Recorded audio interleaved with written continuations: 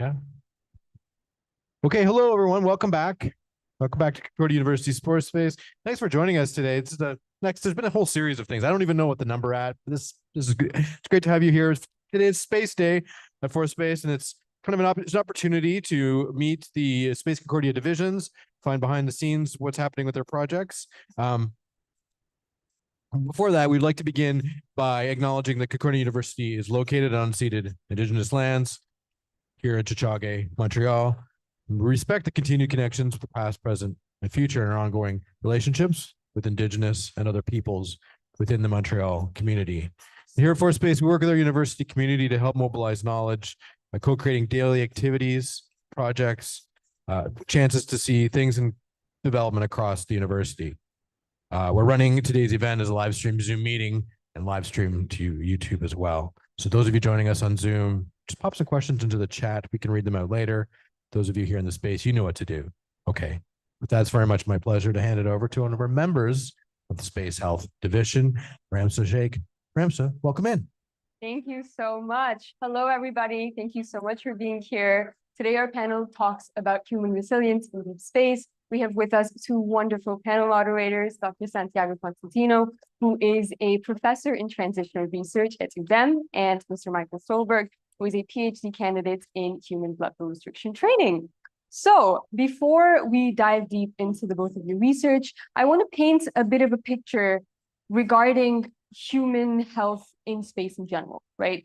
How does the human body react to space? What differences do we notice about the human body when it comes to space? We'll begin by BFR. So we know that when it comes to space, there's a certain amount of muscle mass that's lost. There's a certain amount of bone density that's lost per month. And when we talk about long-term space flights that range more than 6 months, maybe a little trip to Mars, this can be of concern. Right? With that being said, there's a lot of different ways astronauts implement training strategies and programs to sort of circumvent the situation both before spaceflight and during spaceflight. I know you deal with BFR training, and I would like for you to give a rundown of what exactly it is that BFR does and how it ties into astronaut training. Hello. Cool. Thank you. So just BFR training, which is blood flow restriction training, just in general, is a training modality where we will perform a restriction of the blood flow. So think of a cuff when you go to the physician's office, a cuff to take your blood pressure. Mm-hmm. So we will wear a similar cuff. We will inflate it, although not to the same amount of pressure. It's enough pressure to actually occlude venous return, so venous flow, but only restrict, so only partially occlude arterial flow. And by doing this, we can actually train. And when we train, we can train with smaller weights. Okay, so think of if you can normally curl a 25 or 30-pound dumbbell for 10 to 12 reps, think of using a 10-pound dumbbell. You're going to curl it for maybe 30 reps at a time, but while you have a restriction of the blood flow. And what this allows you to do is, although mechanisms are still being sort of elucidated, but essentially we can get the same gains as if we're training with heavier weights, although we're doing it with small weights. So you can think of this as an advantage in space, also prior to space or once astronauts return, because not always can astronauts work with heavy loads for different reasons, whether it's logistical reasons, whether it's health reasons. And so blood flow restriction training could be part of the solution for allowing astronauts to train, maintain their muscle mass and strength. When it comes to bone density, we can maybe discuss later. It's maybe not the optimal solution for bone density training, but definitely for muscle mass and muscle strength, it can be a very interesting solution for astronauts that at certain times cannot tolerate high loads. Okay, perfect. We'll get into more about BFR and training in general. But before that, I want to touch up on ocular health. Now, ocular health is very important in space, just as it is here on Earth. But something that's very interesting about ocular health in space is SANS, So SANS is spaceflight-associated neuroocular syndrome, which I think the ISS reports that 70% of all astronauts that visit the ISS experience this thing called SANS. And it's a rather new concept in the space health sort of trajectory. And Dr. Costantino, you do deal with research that pertains to SANS and SANS progression. With that being said, what exactly is SANS? Yeah, so it's not so new. It's been found about 15 years ago, Okay. diagnosed an official thing with another name. So the name changed, but the disease is the same. New branding. What happens is you got to think of the eye as a camera. With the back of the eye is a screen. So this camera has to be in focus. And what happens, there's a few symptoms. One of the most obvious one is the eye stretches, which would make that, what that would make is that the image that your eye is producing is not going to be in focus. So that's easy to fix. You put glasses and you keep going, but that will happen. The other thing that happens is that the screen or the CCD that is supposed to capture the light is going to get wrinkled. That's also not good for your vision and for the health of the retina. That is the name of this chip. So there's wrinkles that appear, not in every case, but they appear. And the last and maybe the most common and most serious symptom is that there's a nerve that connects the back of the eye to the brain. So the visual information is transmitted to the brain, and there's edema there. So those are the most common three symptoms. The edema of the optic nerve is the one that is the most concerning. It doesn't always go back to normal. And again, you don't want to put pressure because of fluid accumulation to the neurons those are the one neurons that you have. So you want to keep them healthy for a long, long time beyond your trip.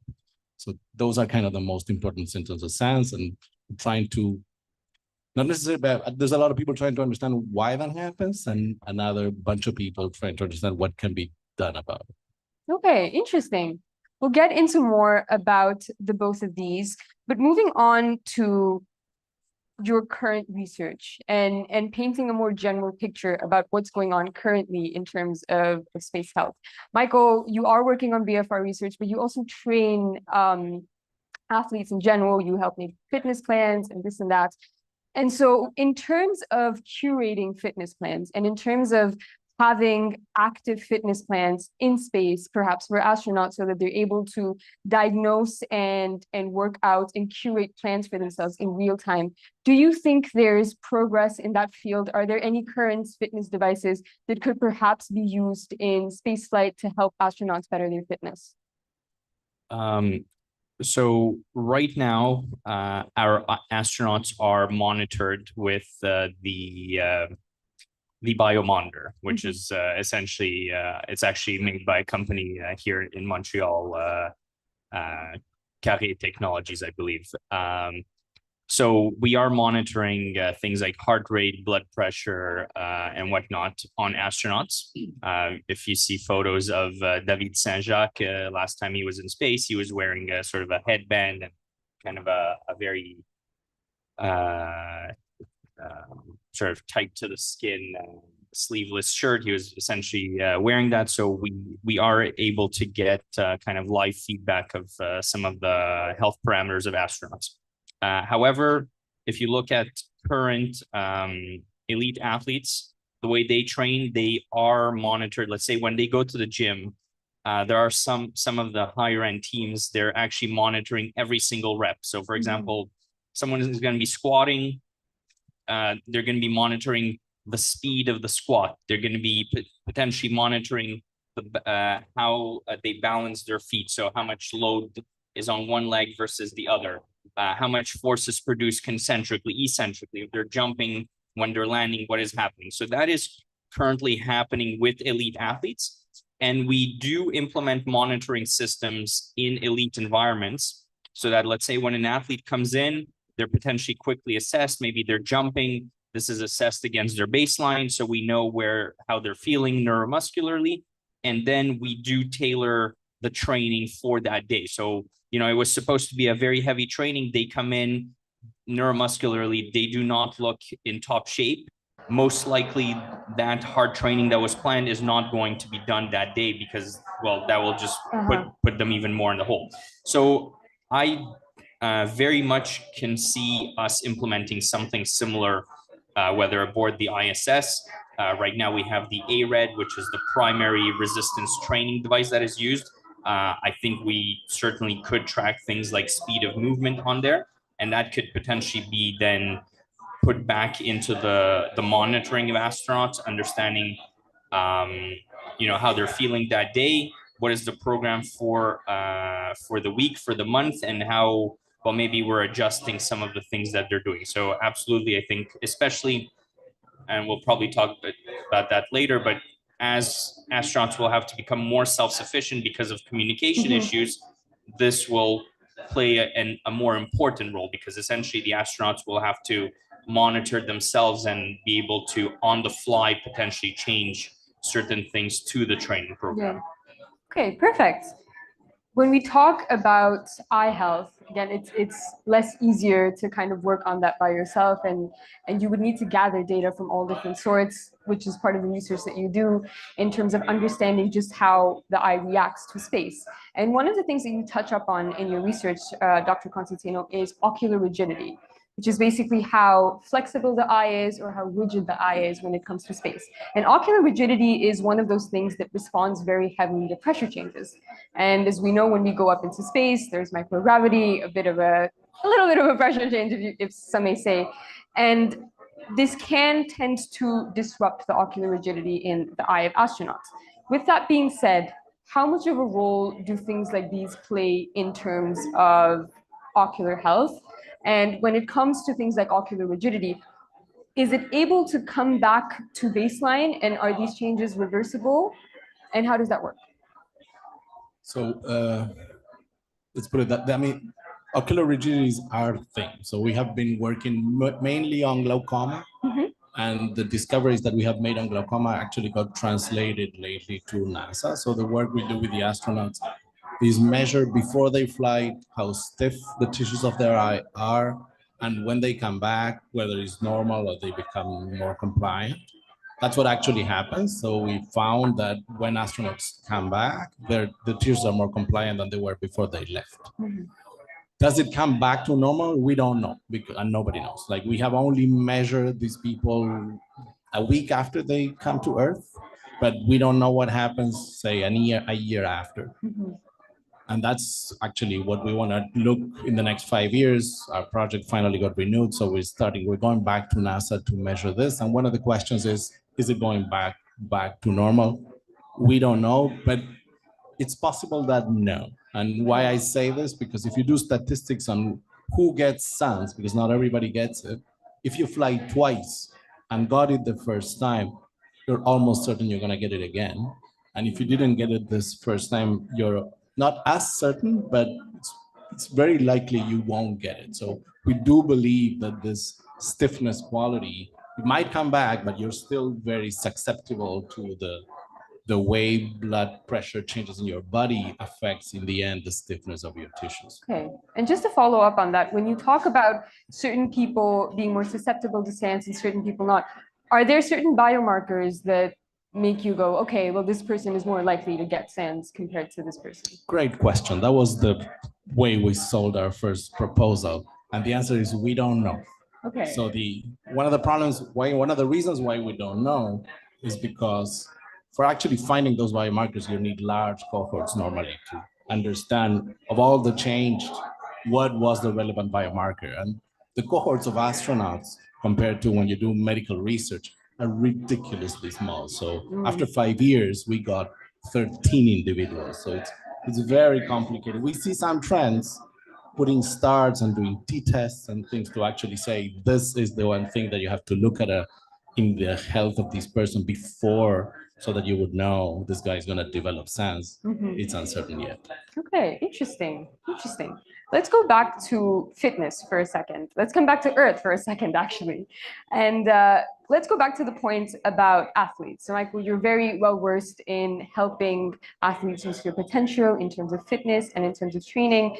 And just on a more general note, when you look at people that are subject to extreme environments, whether it's going up to space or whether it's running a marathon, what barriers do you think they have to overcome? What barriers in terms of I know we all watch, if you guys are into pop culture, there's a lot of movies where the monologue is like, it's all in your head, you know, you need to work this out and this and that.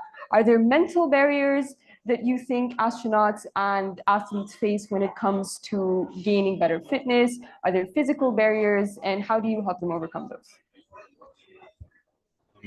So, I mean, personally, I'm very much, let's say, from the camp of, let's say, prevention or training. So I think the number one tool that we have, and the research that we have on astronauts does back that up, is that the number one thing we do want to do is, before people even go on mission, and you can think of professional athletes, Olympic athletes, it's kind of the same idea. We want that baseline fitness to be as high as possible. Okay, because we know that in space, we know things will deteriorate. Even right now, people are essentially, or at least programmed to work out about 2.5 hours, 6 days a week. Even with all that, we know that we see deteriorations. But we know that if people show up to the space station with a higher level of fitness, even though there will be deterioration, well, it's obviously not going to come, let's say, below a level of functionality. So I think that's the number one thing that we have to do. And we have to understand that although we like to think of astronauts as sort of these elite performers, just like in the general population, some of them do like to work out more than others. So in the preparation for space, there's so many things astronauts have to do. Sometimes the physical training actually goes on the back burner. And if this is an individual that doesn't love to train, or maybe they love doing aerobic training, they love running, cycling, but maybe they're not as much into the resistance training, well, that can sort of be a bit of a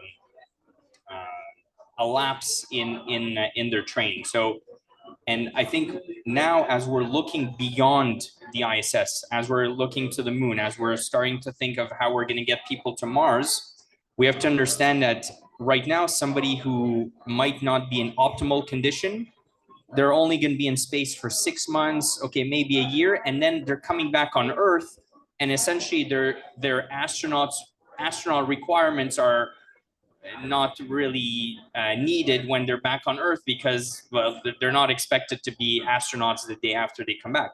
But right now, if we're sending people on Mars, we're now traveling a long time on Mars, but when you're getting off that capsule, that you have to perform.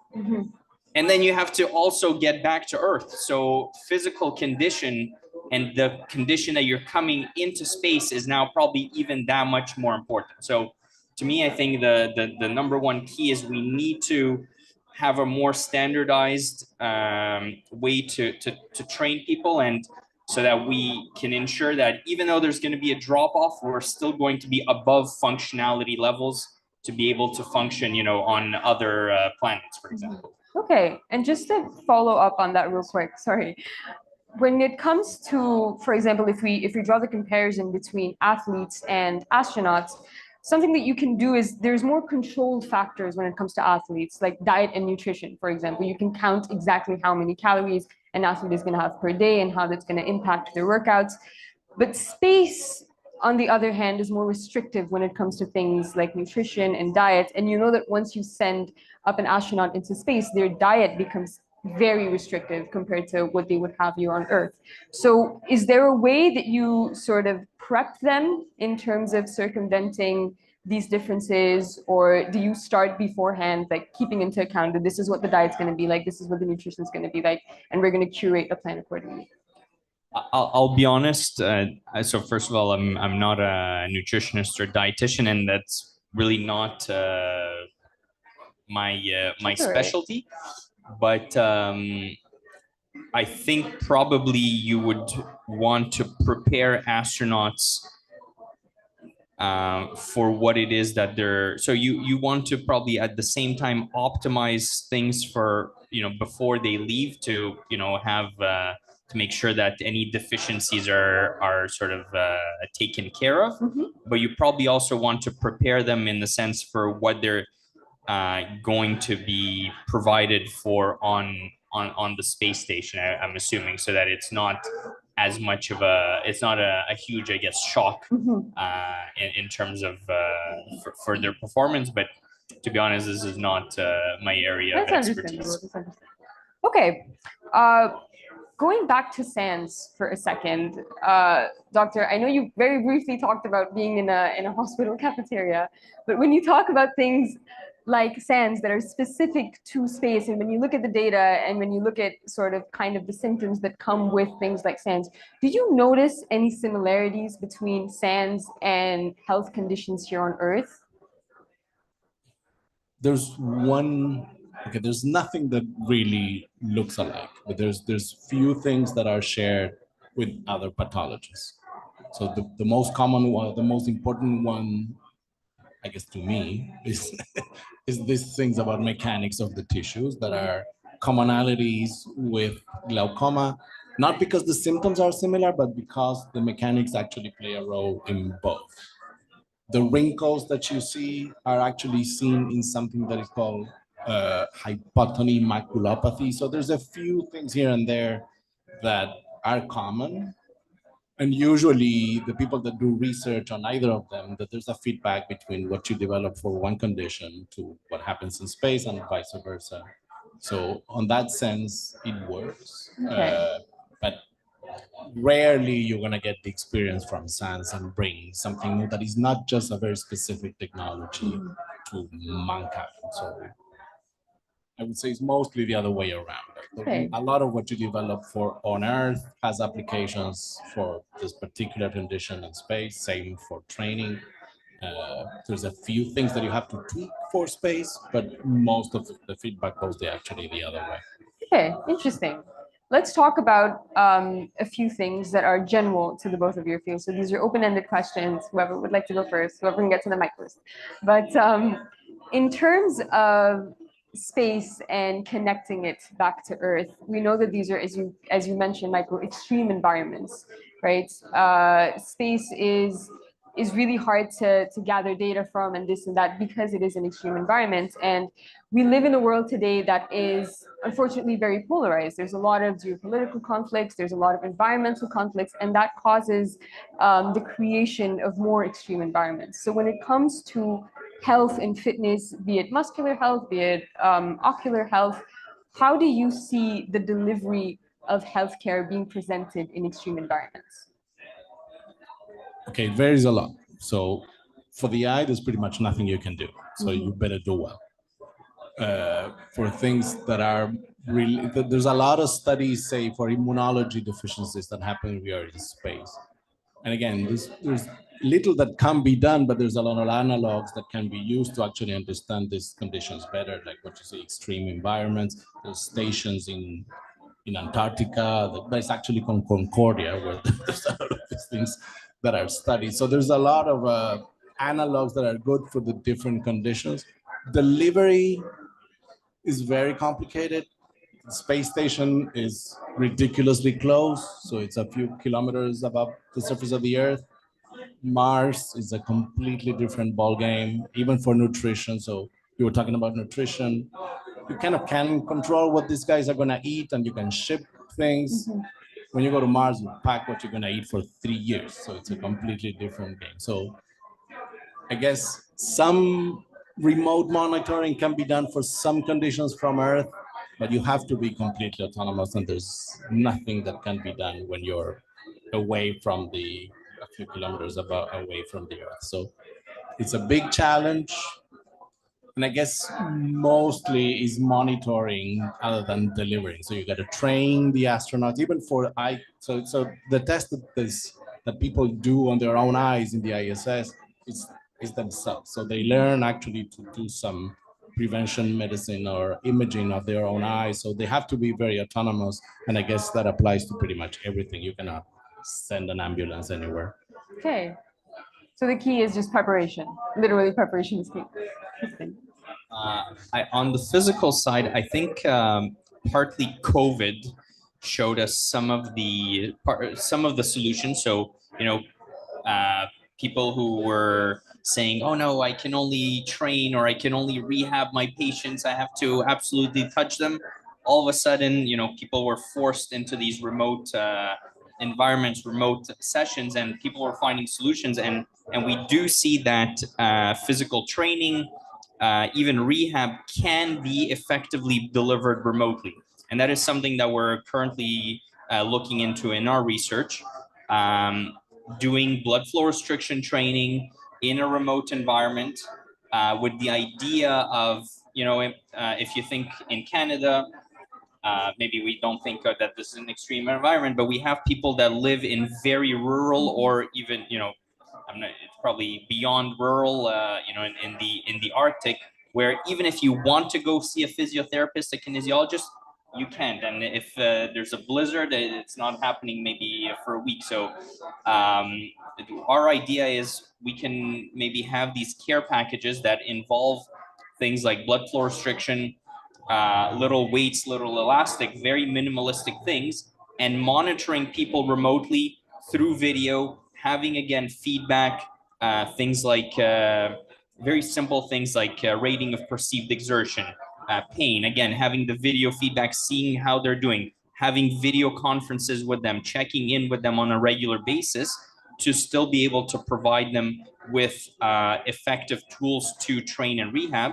One thing we're looking into, and this is something that's been done in the past as well with other research teams, is actually even circumvent things like biopsies with other non-invasive devices that can provide you information about things like mitochondrial density, which previously really you needed to stick a needle into people. Here, I mean, imagine if we can have this device remotely provide that information to people that are maybe sitting here in Montreal and be able to deliver a higher level of care without having to be invasive and without having necessarily a specialist on the spot there.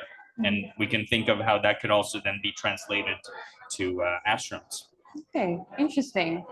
And when it comes to sort of developing these protocols and these technologies that call for self-diagnosis, that call for, the eye exam, or even checking your stats by yourself, I'm assuming there's a certain level of educational sort of thing that you kind of need to implement when it comes to astronaut training, or even when it comes to helping people read these in a more accurate manner. So in terms of that, in terms of helping people be more accurate in their diagnostics, what do you think companies can do, or perhaps practitioners could do? And I know that both of you teach. What do you think perhaps teachers could do in helping students diagnose themselves better, or in helping astronauts diagnose themselves better?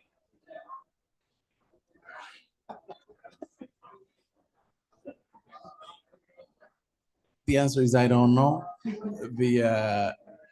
I guess there's a lot of research into that, right? Like there's a lot of research into very autonomous monitoring and a lot of technologies that are coming up. There's a lot of money actually thrown into companies that do develop devices that tell you, like, little rings, but more sophisticated, that tell you a lot about what's going on and whether you should seek help. So these things that are created both for space and to actually be more independent of a health system that is not very fantastic are actually things that are appearing everywhere. Like AI shows up in pretty much anything. So things do become more and more autonomous and independent of professional care for a lot of things. And that's obviously a trend that will not stop anytime soon. So I'm not so sure that you actually need a lot of education to the patients delivered, rather than the technologies to actually provide the care with tools that people that don't necessarily have the training would be able to still use and get at least some advice. Interesting.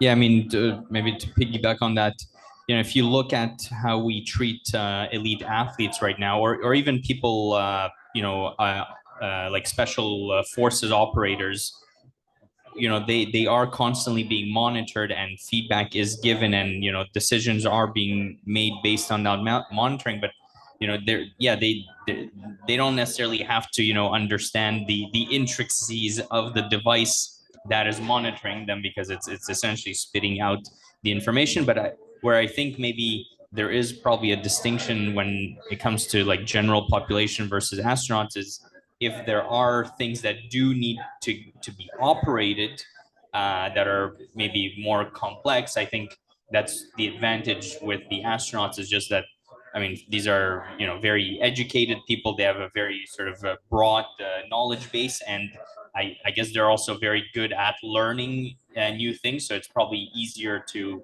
implement these things, especially if, you know, when we're thinking about long-term voyages versus, you know, having the general population that, you know, might not have the base education to be able to maybe learn these complex things.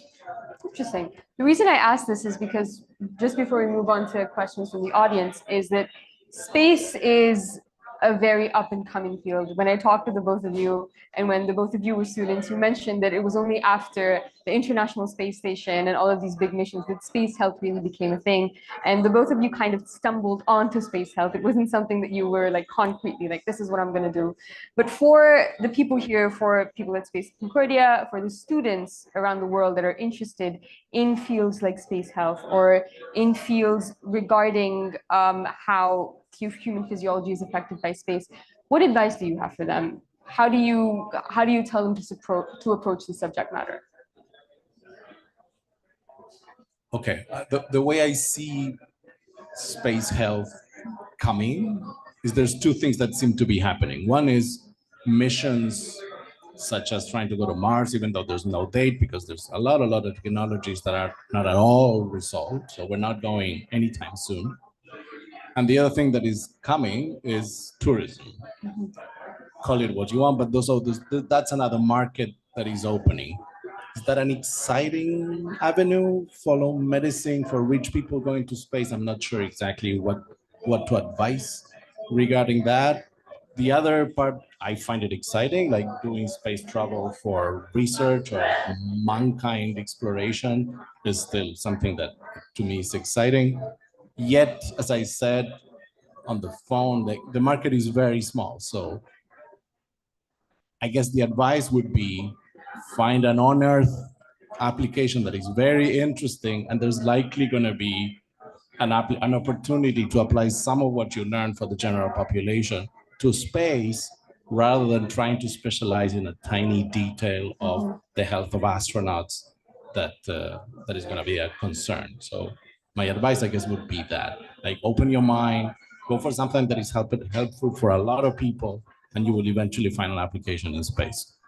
Sorry, guys, you heard it here first. Go ahead, Michael. Yeah, I mean, I think having sort of a broad understanding of, you know, whether you're interested in more the health aspect or more people more in the engineering aspect or how to bring the two together, I think that might be more important. And then, yeah, like as Professor Costantino said, like then you can potentially apply that. Like blood flow restriction training has absolutely nothing to do with space. I mean, even when we started working on this 4 or 5 years ago, like it was almost like, yeah, some people like Japanese were supposedly doing that a while ago in space, but it almost seemed like a far-fetched idea. Now, I mean, they had a blood flow restriction device up in the SpaceX launch a few months ago, and like now people are talking about this as a viable solution. The Canadian Space Agency had some parabolic flights about a year ago where they had blood flow restriction. So even though it has nothing to do with space, people saw some of the problems in space, looked at the solution, and it's more having the understanding of putting two things together that might seem unrelated but can provide a solution. I think that more than being like, okay, yeah, I want to be this super space specialist. Those are great points. I think the both of you really hit the nail on the head when it comes to the fact that space health is more like connecting the dots with all of these different interdisciplinary fields instead of just one concrete thing. But with that being said, thank you so much for all of your answers. I know I've bombarded you guys with questions, but moving on to the audience, are there any questions that the audience would like to ask? Yeah, if you have any questions, just raise your hand. We'll bring a microphone over to you. Also, any of you joining us online, pop it in the chat. Do you have any questions? Oh, we do. Great. Hello, my name is Reese. Pleasure to meet you both. I'm recently an undergraduate, just joined this year, and I want to go into the field of astrobiology. How do you think is best to get involved in the space community, like network, other than like, there's joining clubs and stuff and potentially internships? Like if I, for example, I want to look for an internship, where would be like the best place to look? How do you get in contact with the people to get into those kinds of fields? Okay, there's actually a Canadian health space network that you can join, and is open to any student and PI, and I guess from anywhere. You don't need to be a student to actually join. There's seminars, there's workshops that exist, so you can just join, come to the community and be part of it and be alert. There's newsletters, so you can be, I guess, part of that. The other is just read. There's a lot of science to be done and to be alert. And what was the other question? The other question, honestly, I kind of forgot what I said. It happens. Sorry. I asked about networking and like how to get involved more. The status. So if you actually look at the participants of the network, you'll see there's quite a few labs that do research, just like mine. There's many Canadian labs that actually do research, and most of them are professors around Canada. And I mean, as any research group, we will actually take graduate students and sometimes undergrads or postdocs. So there's plenty of opportunity to do space research in Canada. There's also fellowships that are offered by the Canadian Space Station. There's internship opportunities at the Canadian Space Station. So there's plenty. Just look around. Thank you so much. Oh, another question. Hello. So I'm a recent physics graduate, and I had a question specifically. I mean, maybe either of you could answer, but specifically for Michael, because you mentioned that that BFR training at first was in your specific program at your school was not relating to space health and space health research. So I was wondering how that conversation came about of like integrating a astronaut perspective to your work. If that was when you started your PhD, was that already the idea, or did that evolve through time? Yeah, that was it wasn't even on my own radar. I had become aware of blood flow restriction training. Maybe some of you, especially if you train, if you like resistance training, maybe something that you started hearing about. Maybe you see people in the gym have like bands around their bicep that they're tightening. That's sort of a makeshift way to do it, but it's a way, I guess, to do it. So it's although it's not new at all. They came up with it in Japan back in the 60s. In North America, it sort of was rediscovered, let's say, in the last decade or so. And so again, it was kind of what I mentioned earlier. It was more just understanding what is the application of BFR, looking at what are some of the problems. And although right now we're decent at resistance training in space with the ARED device, we can technically, astronauts can load up to 600 pounds, which I don't think any of them do. But so you have the potential to train at very high loads, which is good both for muscles and bones. The issue is more as we go into the future, we're not going to the moon with the ARED, and we're certainly not going to Mars with the ARED because it's just too bulky.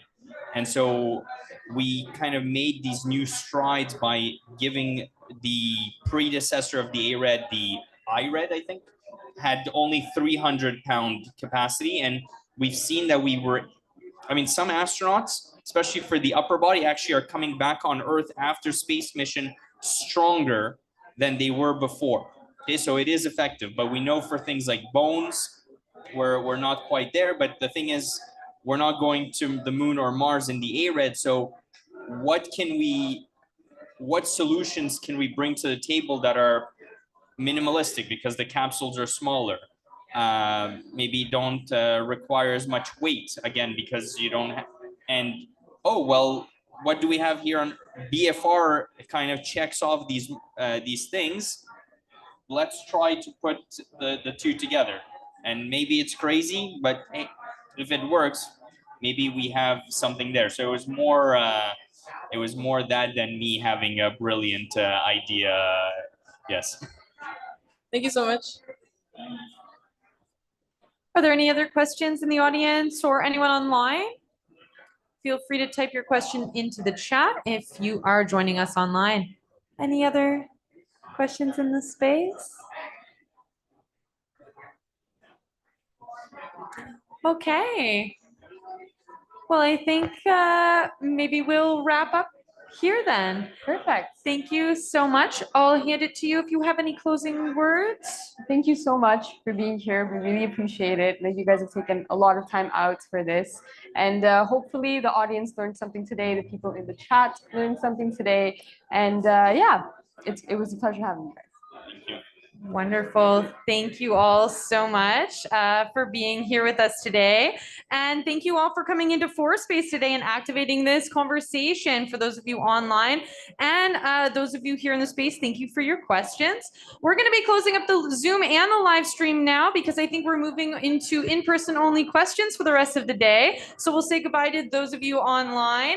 But just a quick reminder to all of you online and those of you in the space that this conversation is already available on our YouTube channel if you'd like to revisit or share it. So please join us again and stick around to ask some questions to Space Concordia's president for the next little while. Thank you, everyone, and have a great day.